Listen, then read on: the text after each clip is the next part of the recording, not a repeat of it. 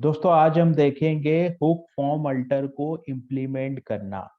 देखिए दोस्तों, ड्रूपल में जब भी आप कोई फॉर्म बनाते हो तो फॉर्म अल्टर एक बहुत महत्वपूर्ण हुक है और इसका उपयोग कई बार होता है। जब भी हम कस्टमाइज करना होता है किसी भी फॉर्म में, हमको कुछ अल्टर करना होता है, फॉर्म का लेबल चेंज करना है, या जो बने बनाए फॉर्म है जैसे लॉग इन फॉर्म है, रजिस्ट्रेशन फॉर्म है, उसमें कोई छोटा मोटा करेक्शन हमको करना है, तो उसके लिए हम लोग हुक फॉर्म अल्टर का यूज करते हैं। तो देखते हैं हुक फॉर्म अल्टर हम लोग किस तरीके से इम्प्लीमेंट करते हैं। आपको स्क्रीन दिख रही है। इस स्क्रीन पे मैंने क्या किया है, यहाँ पे ये अपना कस्टम मॉड्यूल है जो हम बनाते आ रहे हैं अभी तक। इस कस्टम मॉड्यूल के अंदर मेरी एक फाइल है जो कि मैंने बनाई है। एक फाइल है मेरी custom module dot custom module dot module file है। ये माई मॉड्यूल डॉट, ये अलग मॉड्यूल है, माई मॉड्यूल डॉट मॉड्यूल, और एक कस्टम मॉड्यूल है। तो चलिए अपन ऐसा करते हैं, माई मॉड्यूल डॉट मॉड्यूल फाइल के अंदर ही मैं हुक इम्प्लीमेंट फॉर्म अल्टर करता हूँ।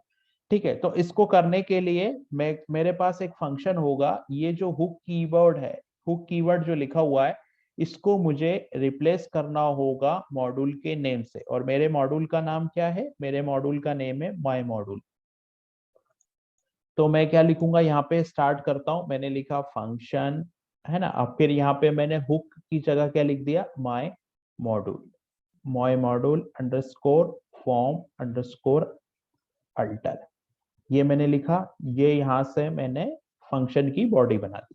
ठीक है, अब इतना करने के बाद मैं क्या करने जा रहा हूं, मैं ये करने जा रहा हूं कि ये जो फॉर्म का बटन का टेक्स्ट है ये मुझे चेंज करना है। यहाँ पर अभी सेव लिखा आ रहा है, मैं इसको फीडबैक लिखना चाह रहा हूँ, मुझे ये चेंज करना है। ठीक है, तो इसको करने के लिए मेरे को क्या करना होगा, एक फॉर्म की आईडी भी होती है ना। तो मेरे को सबसे पहले फॉर्म की आईडी फाइंड आउट करनी होगी। तो मैं इस फॉर्म को इंस्पेक्ट एलिमेंट करूंगा और मेरे को यहाँ पे फॉर्म आईडी फाइंड आउट करना होगा। ठीक है, तो यहाँ पे मैं लिखता हूँ फॉर्म आईडी, जो कीवर्ड है उससे मुझे फॉर्म का आईडी मिलेगा। तो मैंने कंट्रोल एफ किया और यहाँ पे सर्च किया फॉर्म, है ना। तो मुझे यहाँ पे फॉर्म आईडी मिली। फॉर्म आईडी की वैल्यू क्या है? फॉर्म आईडी की वैल्यू ये है, मुझे मिल गई है। ये फॉर्म आईडी की वैल्यू मिल गई, तो मैंने इस फॉर्म आईडी की वैल्यू को कॉपी कर लिया यहाँ से। ठीक है, फॉर्म आईडी की वैल्यू को कॉपी करके मैंने रख लिया यहाँ पे, कॉपी करके। अब क्या करना है मुझे, फॉर्म आईडी की वैल्यू मेरे को मिल गई है, तो मुझे यहाँ पे ये मैंने क्या किया, हुक को माई मॉड्यूल से रिप्लेस किया फॉर्म अल्टर। अब मुझे यहाँ पे कुछ पैरामीटर पास करने होंगे जो कि मेरे फॉर्म को डिपेंडेंसी है, जो कि मेरे फॉर्म का रेफरेंस रखेंगे यहाँ पे। ठीक है, तो मैं कुछ पैरामीटर पास करता हूँ। ये मैंने एड्रेस ऑफ ऑपरेटर लगाया, यहाँ पे मैंने डॉलर फॉर्म लगाया, ये डॉलर फॉर्म हो गया, ये एक हो गया। फिर मेरे को क्या करना पड़ेगा, एक इंटरफेस इंक्लूड करना पड़ेगा जहां हुक फॉर्म अल्टर का डेफिनेशन दिया हुआ है। ठीक है, तो मैं यहाँ जाता हूँ, मैंने लिखा ड्रूपल, मुझे यहाँ लिखना पड़ेगा ड्रूपल ड्रूपल। उसके बाद मुझे लिखना पड़ेगा कोर, ड्रूपल कोर। उसके बाद लिखना पड़ेगा मुझे फॉर्म, FORM फॉर्म, ये कंट्रोलर का पाथ है क्योंकि।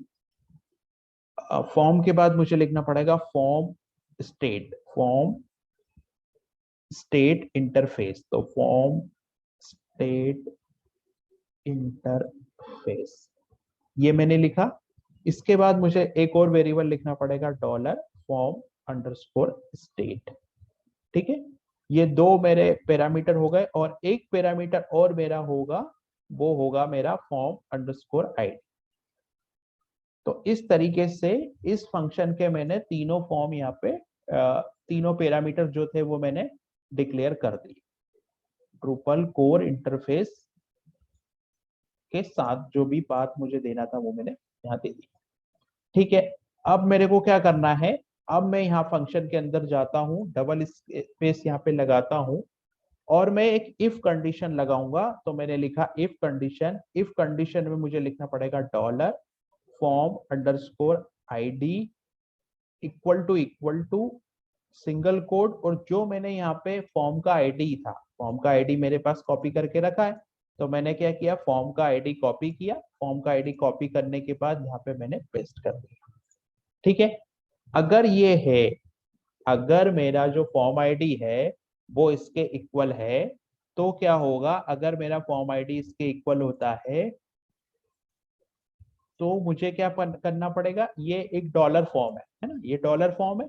तो डॉलर फॉर्म में जाके डॉलर फॉर्म के अंदर ये अरे है एक्सन जहाँ पे ये वैल्यू मुझे मिलेगी, तो मुझे क्या करना होगा, यहाँ पे जाऊंगा मैं, है ना, यहाँ पे जाने के बाद मुझे जाना पड़ेगा डॉलर फॉर्म के अंदर, डॉलर फॉर्म के बाद सिंगल कोड, यहाँ पे मुझे लिखना पड़ेगा एक्सन्स, ये मैंने एक्सन्स लिखा, एक्सन्स के बाद में यहाँ जाना होगा, यहाँ मुझे सिंगल कोड में फिर से लिखना होगा, सिंगल कोड में मुझे लिखना पड़ेगा सबमिट, SUBMIT सबमिट, और फिर सबमिट के बाद मुझे लिखना पड़ेगा वैल्यू, यहाँ पे मुझे लिखना पड़ेगा वैल्यू, ये वो अरे है जिसमें ये पूरा डेटा आ रहा है, हैज वैल्यू, ठीक है।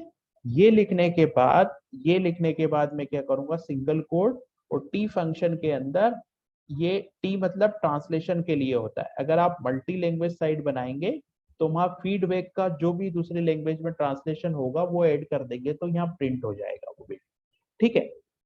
अब आप ये, आपको ये पाथ, ये बेसिकली एक अरे है, अगर आप डॉलर फॉर्म को यहाँ प्रिंट करेंगे तो आपको ये पूरी वैल्यू यहाँ पर मिल जाएगी। अब ये होने के बाद मैं क्या करता हूँ, मुझे कैशे क्लियर करना है, तो मैं एक बार कैशे क्लियर कर दिया मैंने एडमिन से जाके, है ना, परफॉर्मेंस कॉन्फ़िगरेशन में जाके, परफॉर्मेंस में जाके कैशे क्लियर कर दिया मैंने, अभी तो मैंने यहाँ से बैकएंड में कर दिया दश के थ्रू, है ना, तो मेरा क्लियर हो गया कैशे।